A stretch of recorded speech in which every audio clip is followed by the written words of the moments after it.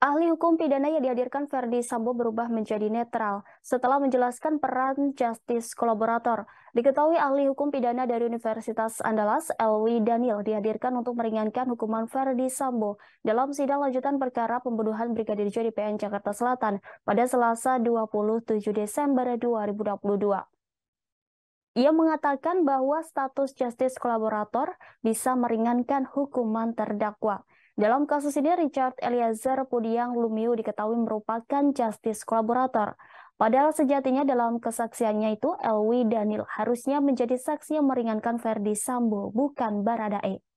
Kenetralan Elwi Daniel itu berawal saat jaksa penuntut umum soal alat bukti dan kesaksian justice kolaborator.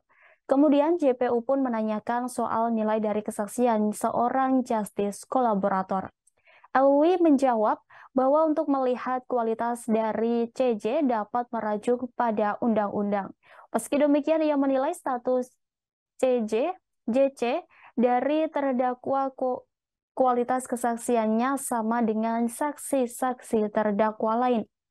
Sementara itu, Elwi juga membenarkan jika terdakwa memiliki status justice kolaborator dapat meringankan hukuman. Kemudian JPU pun menanyakan bagaimana caranya seorang justice kolaborator bisa mendapatkan penghargaan secara khusus tersebut. Elwi pun menjawab jika seorang layak sebagai justice kolaborator dipertimbangkan dari LPSK terkait tindak pidana yang mengancam jiwa. Ia juga membenarkan jika LPSK memiliki kewenangan di awal lalu majelis hakim yang menentukan. Sebelumnya, Elwi mengatakan bahwa orang yang disuruh untuk melakukan sebuah tindak pidana masuk kategori sebagai orang yang tak bisa dimintai pertanggungjawaban pidana. Alasannya karena orang tersebut hanyalah alat semata dari orang yang menyuruhnya atau pelaku yang mengetahui perbuatan tindak pidana tersebut. Selain itu, menurut dia, kategori yang tak bisa dimintai pertanggungjawaban pidana meliputi orang dengan gangguan jiwa atau terhadap orang yang melakukan di bawah ancaman. Diketahui Nofriansah Yosua Huta Barat alias Brigadir J menjadi korban pembunuhan berencana yang diotaki Verdi Sambo pada 8 Juli 2022 lalu.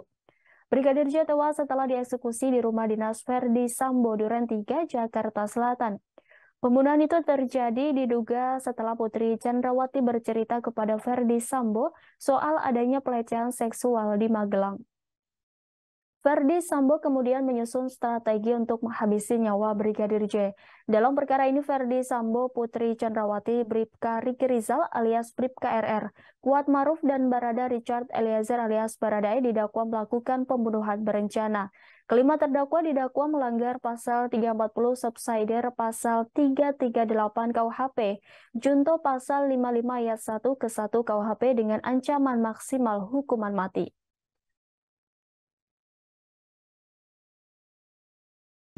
Proses pembuktian, salah satu keterangan yang dimintakan adalah keterangan terkait saksi pelaku yang direkomendasikan sebagai justice collaborator. Pertanyaan kami kepada saudara ahli, apakah ada perbedaan bobot atau scoring kualitas pembuktian atau keterangan yang disampaikan oleh saksi yang merupakan atau yang mendapat rekomendasi justice collaborator dengan saksi lain yang menyampaikan keterangan juga di persidangan, dan apakah keterangan seorang saksi pelaku yang JC dia boleh berdiri sendiri dan boleh berbeda sama sekali dari keterangan saksi yang lainnya dan tetap menjadi prioritas keterangan yang digunakan. Mohon penjelasan dari saudara ahli. Baik, menurut pendapat saya tidak ada satu aturan pun ya, atau bahkan tidak ada satu pendapat pun dalam doktrin yang ditemukan yang menyatakan bahwa justice kolaborator itu kualitas atau nilai keterangannya sebagai saksi itu berbeda dengan saksi yang bukan sebagai justice kolaborator.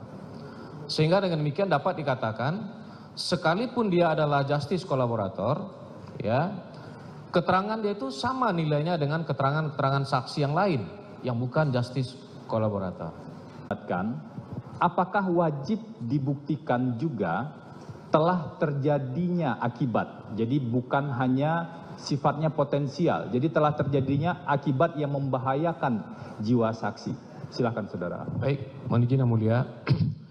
Karena itu diminta secara eksplisit dalam rumusan pasal dalam Undang-Undang Perlindungan Saksi dan Korban yang disebutkan tadi itu, maka saya kira menurut pendapat saya tentu harus dibuktikan keadaan yang telah timbul yang membahayakan kondisi atau keadaan atau jiwa dari si saksi yang bersangkutan. Baru dia bisa diberikan status sebagai justice kolaborator. Terima kasih sudah nonton. Jangan lupa like, subscribe, dan share ya.